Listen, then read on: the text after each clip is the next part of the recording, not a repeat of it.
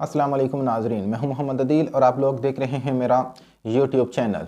तो नाजरीन, आज की कुछ धमाकेदार न्यूज़ सामने आई हैं। सबसे पहले तो अगर आप लोग जो हैं वो मेरे इस चैनल के ऊपर न्यू हैं तो प्लीज़ इसको सब्सक्राइब कर लें और मज़ीद इस किस्म की वीडियोस जानने के लिए जो है वो मेरे इस चैनल के साथ रहिएगा। तो आज का जो हमारा व्लॉग है वो बड़ा ही कुछ थोड़ा सा इंटरेस्टिंग है, क्योंकि साल के आगाज़ के अंदर ही पाकिस्तानी सियासत के अंदर एक बोंचाल सा पैदा हो गया है।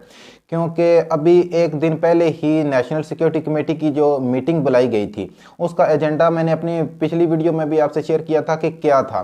लेकिन अचानक ही सिर्फ 2 दिन के बाद दोबारा फिर नेशनल सिक्योरिटी कमेटी की जो मीटिंग है वो अनाउंस कर दी गई है। और उस जो नेशनल सिक्योरिटी कमेटी मीटिंग का जो एजेंडा होगा वो भी तकरीबन जो जाहिर किया जा रहा है वो यही है कि पाकिस्तान की जो बिगड़ती हुई मैशियत है उसके हवाले से होगा। और इसी के साथ साथ पाकिस्तानी सियासत के अंदर मज़ीद जो डेवलपमेंट हो रही हैं उनके बारे में भी मैं आपको इसी व्लॉग के अंदर बताऊंगा कि ख़ास तौर के ऊपर जो हमारी दूसरी जो आसम मुनीर साहब की जो कोर कमांडर कॉन्फ्रेंस हुई थी, जो कि 2 दिन तक जारी रही थी, और उस कोर कमांडर कॉन्फ्रेंस के अंदर भी जिस शख्सियत का जिक्र आया था, क्योंकि पाकिस्तानी मैशत को सहारा देने के लिए अब जो है वो टिंकू का सहारा भी लेना पड़ रहा है, क्योंकि उस कोर कमांडर कॉन्फ्रेंस के अंदर शकील अफरीदी का नाम आया था। क्योंकि अमेरिका चाह रहा था कि शकील अफरीदी को अमेरिका के हवाले किया जाए। यहाँ मैं आपको ये बता दूं कि शकील अफरीदी वो बंदा था कि जिसके ओसामा बिन लादेन के हवाले के हलाकत के हवाले से जिस बंदे ने मदद फराम की थी वो शकील अफरीदी था। इस वजह से पाकिस्तान के सिक्योरिटी एजेंसीज ने शकील अफरीदी को गिरफ्तार किया हुआ है। और अमेरिका जो बार बार दबाव डाल रहा था कि शकील अफरीदी को हमारे हवाले करो ताकि हम आपको जो असिस्टेंट रिलीफ पैकेज है उसके तहत 33 बिलियन डॉलर हैं पाकिस्तान के, वो पाकिस्तान को दे देगा। लेकिन ये जो कोर कमांडर कॉन्फ्रेंस हुई थी इसमें इस चीज़ की नफ़ी कर दी गई है। ख़ास तौर के ऊपर DDISI और तमाम कोर कमांडर कॉन्फ्रेंस ने इस चीज़ से इनकार कर दिया है कि शकील अफरीदी को किसी सूरत भी अमेरिका के हवाले नहीं किया जाएगा। और दूसरी तरफ जो है वह वो आज की जो हम नेशनल सिक्योरिटी कमेटी की मीटिंग है उसमें ये एजेंडा सामने रखा जाएगा कि क्या पाकिस्तान IMF के पास जाएगा, क्योंकि IMF की जो पिछली कड़ी शराइत हैं उनके ऊपर अमल दरामद नहीं हो सका। और अगर हम दोबारा IMF के पास जाते हैं तो उनकी नए शराइत के ऊपर अमल दरामद किस तरह मुमकिन हो सकेगा, क्योंकि जब तक हम IMF के पास नहीं जाएंगे हमारी मैशियत को सहारा नहीं मिल सकता। क्योंकि इमरान खान साहब भी ये कह चुके हैं कि इनको IMF के पास जाना पड़ेगा।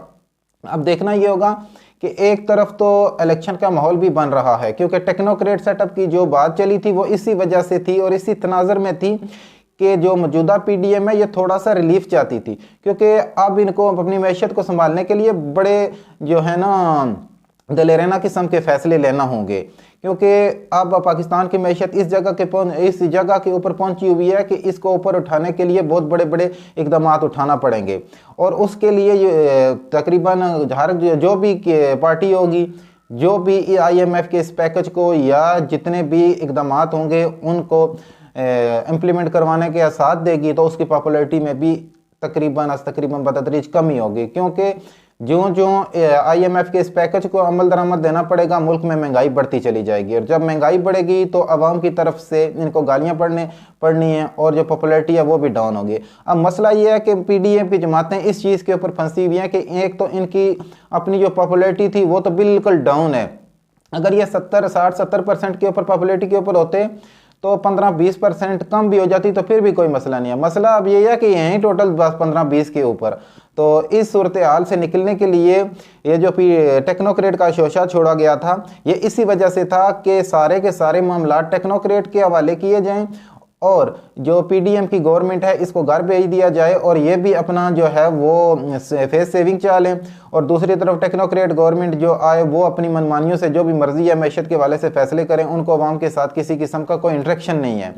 तो ये सारे के सारे मामला इसी तरफ जा रहे थे। और दूसरी तरफ जो है वो कराची के अंदर मुख्तलिफ डेवलपमेंट हो रही हैं, क्योंकि कराची के अंदर एक नया इल्ताफ हुसैन पैदा किया जा रहा है। जी तक पैदा किया जा रहा है बल्कि पैदा हो चुका है, क्योंकि कामरान टेसोरी साहब जब गवर्नर सिंध इनको लगाया गया था तो इनकी बाकायदा तौर के ऊपर पाकिस्तान के मखसूस हलकों से मंजूरी हुई है और फिर इनको एकदम जो है ना पैराशूट के ज़रिए कराची का गवर्नर बना दिया गया है। अब कामरान टेसूरी साहब के ज़िम्मे ये जिम्मेदारियां लगाई गई हैं कि वो एमक्यूएम के जितने भी धड़े नाराज़ थे उन सारों को इकट्ठा करें। उन सारों को इकट्ठा करने के बाद जो है वो इस पोजीशन में हूँ कि सारे का सारा वोट बैंक इकट्ठा किया जा सके और इमरान खान का कराची में मुकाबला किया जा सके। अगर देखा जाए तो इमरान खान ने कराची में भी किसी किस्म का कोई इनकलाबी इकदाम नहीं किया था, लेकिन उसके बावजूद सिर्फ और सिर्फ उनकी एक जो पॉलिसी थी कि इन चोरों डाकुओं को नहीं छोड़ना, लोग इसी वजह से उन्होंने इमरान खान को वोट दिया था।